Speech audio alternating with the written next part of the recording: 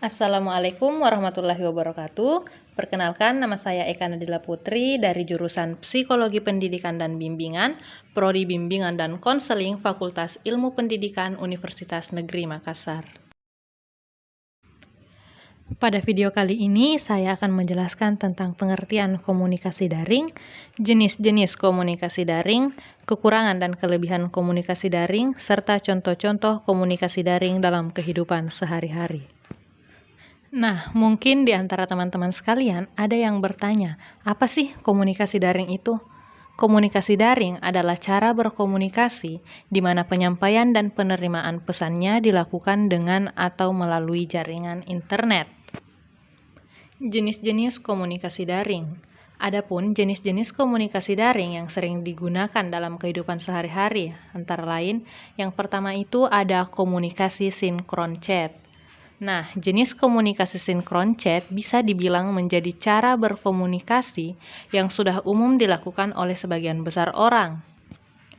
Komunikasi jenis ini dilakukan dengan pesan berbentuk tulisan yang dikirim ke lawan bicara.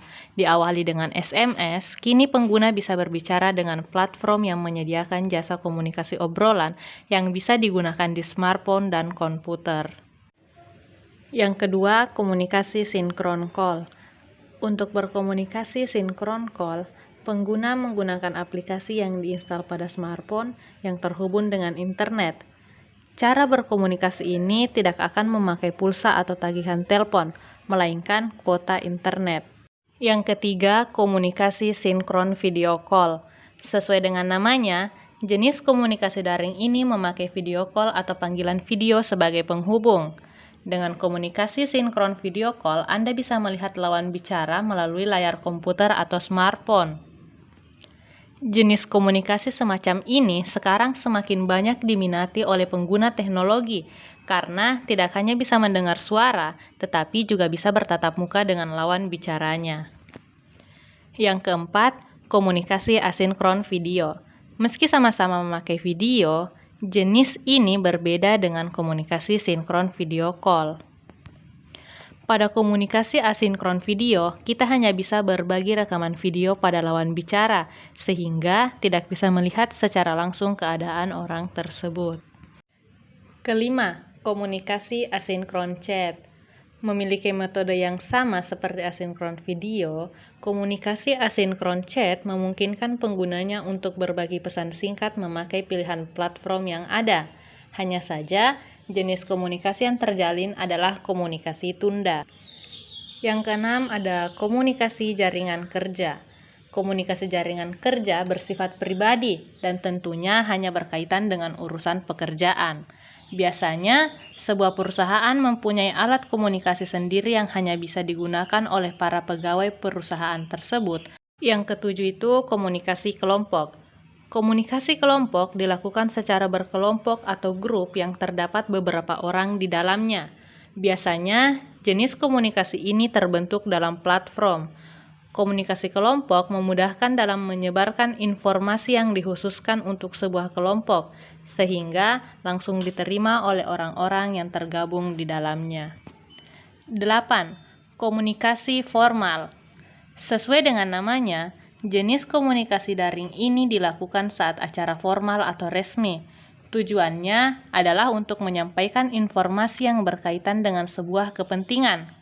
Beberapa cara untuk melakukan komunikasi formal adalah memakai video conference, surat perintah, atau komunikasi pada sebuah rapat.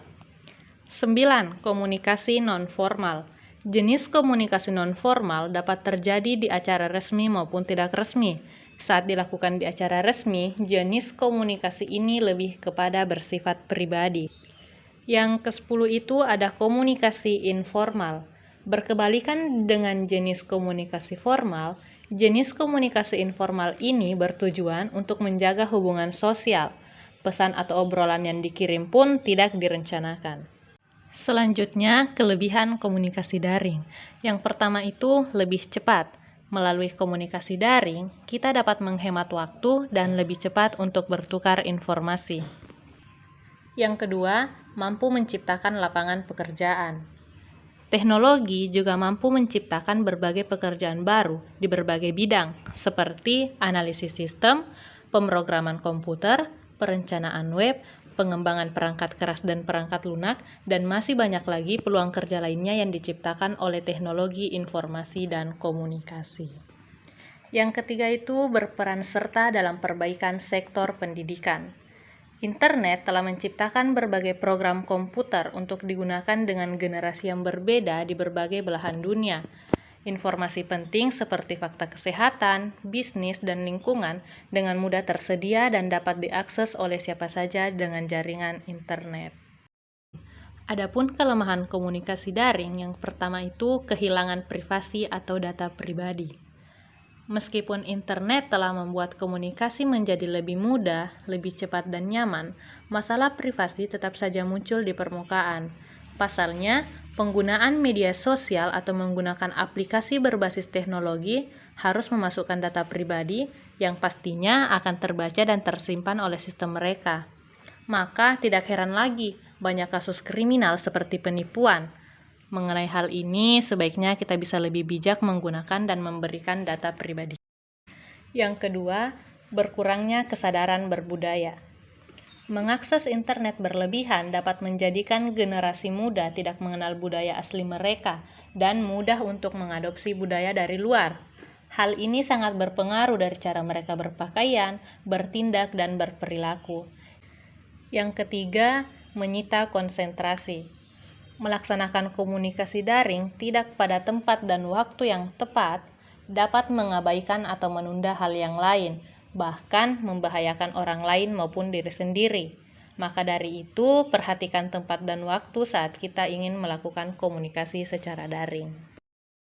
Adapun contoh komunikasi daring dalam kehidupan sehari-hari seperti text chat dan video call melalui Line, BBM, WhatsApp, video chat melalui Skype, text chat melalui Facebook, dan contoh komunikasi daring yang paling sering saya lakukan dalam kehidupan sehari-hari adalah mengikuti proses perkuliahan menggunakan Zoom dan Google Meet.